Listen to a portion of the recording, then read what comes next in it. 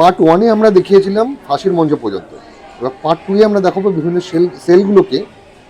সবগুলো সেল হয়তো দেখানো যাবে না, কিছু পার্টিকুলার সেলগুলো দেখাবো, যেসব সেলগুলোতে সব প্রখ্যাত ফ্রিডম ফাইটাররা ছিলেন। এই যে সেলটি দেখতে পাচ্ছেন, সেই সেলে ছিলেন দীনেশ গুপ্তকে, ওনাকে এখানে রাখা হয়েছিল। এই যে এখানে ওনার মানে পুরো ডিটেলস দেওয়া আছে, কেন কবে এখানে এসেছিলেন, ওনার শারীরিক অবস্থা কেমন ছিল, সেগুলো সমস্ত লেখা আছে।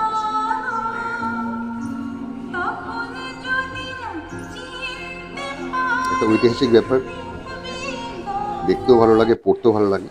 এবার ঠিক তার পাশের সেলটাতে ডক্টর বিধানচন্দ্র রায়কে রাখা হয়েছিল খুবই কম সময়ের জন্য। এই সেলটি যেটা দেখতে পাচ্ছেন, ডক্টর বিধানচন্দ্র রায় এই কারাকক্ষে ছিলেন।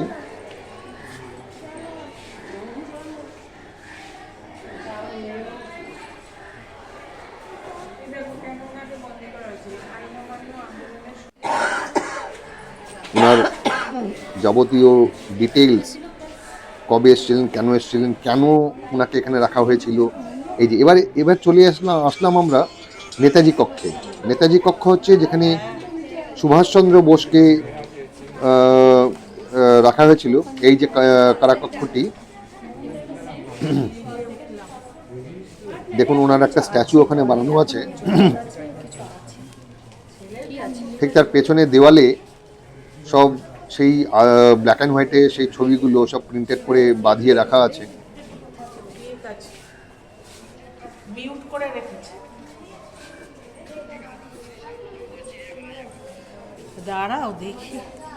দেখুন এখানে 23শে জানুয়ারি 1930 থেকে 23শে সেপ্টেম্বর 1930 পর্যন্ত উনি এখানে ছিলেন।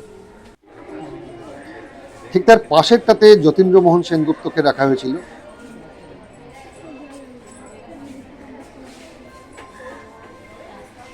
তার একটা স্ট্যাচু।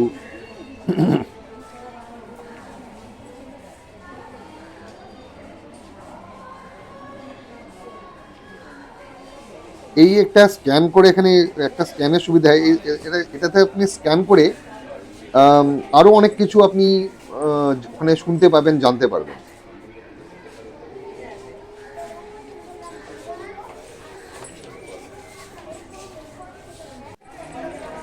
এবার চলে আসছি আমরা নেহেরু কক্ষে। এই যে পুরো যে প্রিমাইসেসটা দেখতে পাচ্ছেন আপনি, এখানে হচ্ছে জওহরলাল নেহেরুকে এখানে রাখা হয়েছিল।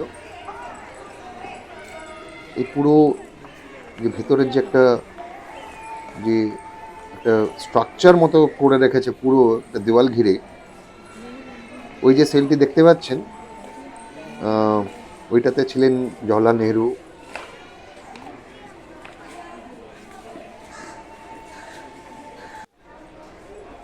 এই হচ্ছে জওহরলাল নেহেরুর সেলটি।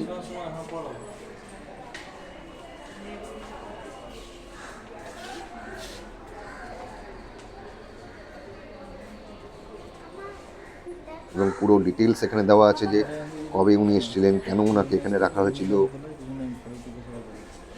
পুরনো ইতিহাস পড়তে খুব বেশ ভালোই লাগে। আচ্ছা, এই ছবিগুলো হচ্ছে সেগুলো সেই আদি যুগের আপনার সব বিভিন্ন ধরনের সব ছবি এখানে সব প্রিন্টেড করে ব্ল্যাক অ্যান্ড করে এখানে রাখা আছে। এটা একটা গোডাউনের ভেতরে ছবিগুলো এখানে সব একের পর এক সাজিয়ে রেখেছে। যেহেতু এটা একটা এখন আর্ট গ্যালারি করে দিয়েছে। এবারে আমরা যাচ্ছি হচ্ছে গোডাউন, যেটা আগে ছিল গোডাউন, এখন এটাকে একটা আর্ট গ্যালারিতে কনভার্ট করে দিয়েছে।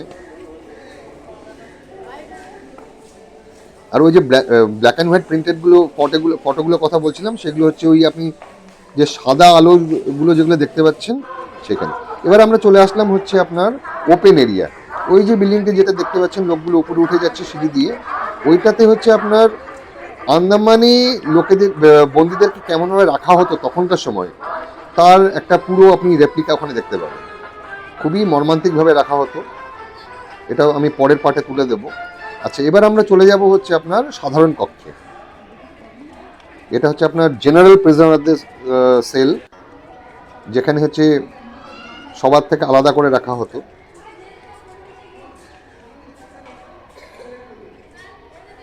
এরকম ধরনের সেল আলিপুর জেল মিউজিয়ামে আরও অনেক আছে।